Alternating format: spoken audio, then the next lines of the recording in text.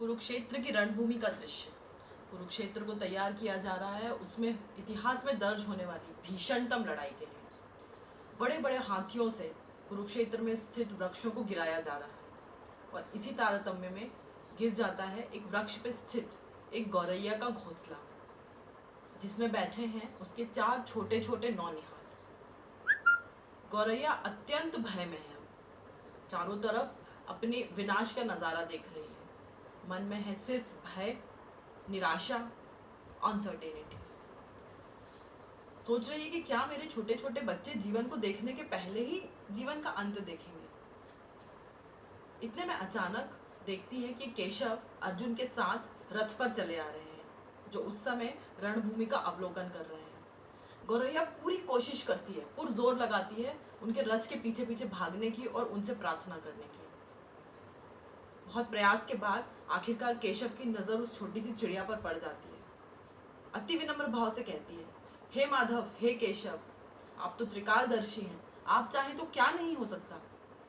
मुझ पे कृपा करें और इस युद्ध को यहीं रोक दें। अगर ऐसा नहीं होगा तो मेरे 4 छोटे छोटे बच्चों की प्राणाहुति हो जाएगी इस युद्ध में, और क्या यह न्याय संगत होगा। माधव पहले तो ध्यान नहीं देते, फिर कहते हैं ठीक है, मैं देख लूंगा। चिड़िया कहती है, अच्छा, मतलब कल युद्ध रुक जाएगा।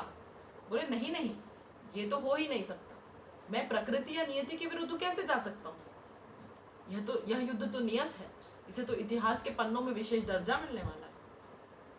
इतने पर गौरैया कहती है कि हे माधव, मैं तो सिर्फ ये जानती हूँ कि आप चाहें तो कुछ भी इस पृथ्वी पर हो सकता है, और मैं पूर्ण समर्पण आपको करती हूँ।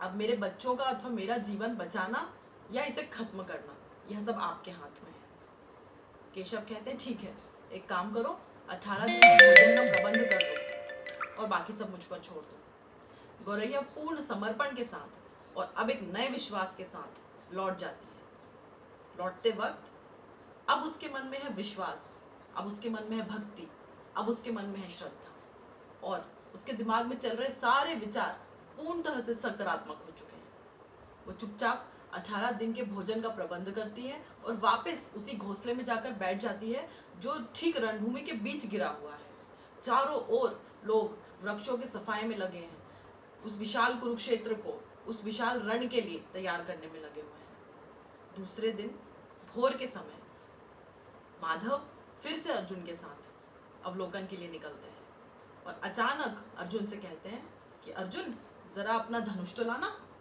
अर्जुन यह सुनकर चकित हो जाते हैं। केशव ने तो प्रण लिया था कि इस युद्ध में वो कभी शस्त्र नहीं उठाएंगे, फिर ये कैसा प्रयोजन। अर्जुन कहता है, प्रभु, यदि किसी को मृत्यु के देवता तक पहुंचाना है तो मुझे आदेश कीजिए, आप कैसे धनुष उठाएंगे। केशव कहते हैं, नहीं नहीं, मुझे दो। हाथ में धनुष ले लेते हैं और सामने खड़े एक हाथी के ऊपर निशाना साधते हैं। अर्जुन फिर कहता है, केशव, इन गजराज का क्या दोष, इन्हें क्यों मार रहे हैं। उसकी बात को अनसुना करते हुए केशव निशाना साधते हैं और ठीक उस हाथी के गले में बंधे हुए घंटे पर जाकर वह तीर लगता है, घंटा नीचे गिर जाता है। निशाना चूक जाने पर अर्जुन को थोड़ी सी हंसी भी आ जाती है कि मैंने तो पहले ही कहा था कि केशव, आपके बस का कहाँ है ये धनुष धारण करना, मुझे कह देते। देखिए, गजराज तो वैसे के वैसे ही खड़े हैं।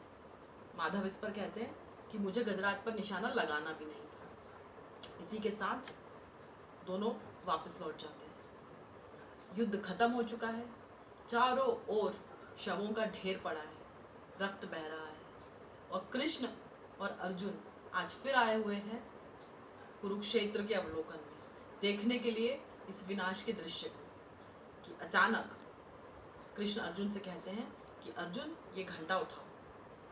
अर्जुन फिर हतप्रभ रह जाता है कि जहाँ इतने बड़े बड़े शूर वीरों के शव पड़े हुए हैं, उनके बारे में सोचने की जगह मुझसे केशव कह रहे हैं घंटा उठा।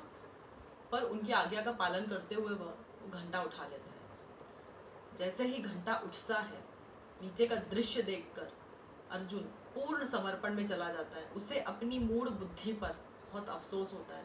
वह देखता है कि वही गौरैया अपने 4 छोटे छोटे बच्चों के साथ बिल्कुल वहाँ सुरक्षित बैठी है, जो एक एक करके उसकी आंखों के सामने उड़ते जा रहे हैं। अर्जुन सोचता है कि ये छोटी सी चिड़िया जिसे भगवान ने मेरे समान बुद्धि नहीं दी, विवेक नहीं दिया, इसने पूर्ण समर्पण जब भगवान को किया तो यह इतने भीषणतम युद्ध में अपने बच्चों के साथ सुरक्षित रह गई, और हम मानव बुद्धि विवेक के साथ न जाने कैसे कैसे द्वंद्व पाल लेते हैं। दोस्तों, थॉट्स, विचार यानी कि जीवन का आधार। जैसा हम सोचते हैं वैसा हम बनते हैं।